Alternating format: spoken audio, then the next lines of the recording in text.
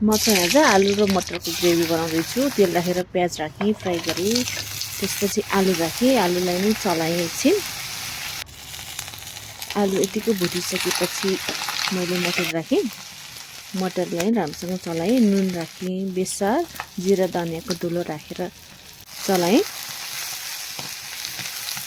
सबै मसलाहरूलाई मिक्स भइसकेपछि गोलभेडा राखेँ र गोलभेडालाई फटक्क हुने गरी गल्न दिएँ। गोलभेडा गलिसकेपछि आलुलाई म्यास गरेँ र त्यसमा मैले पानी थपिदिएँ आफूलाई चाहिने जति ग्रेभीको लागि। र सबै रेडी भइसकेपछि मैले माथिबाट धनियाँ छर्किदिएँ र हाम्रो रेडी भयो मटर र आलुको ग्रेभी। हेर्नुहोस् त, हेर्दै खाउँ लाग्ने भएको छ मटर र आलुको मिठो तरकारी।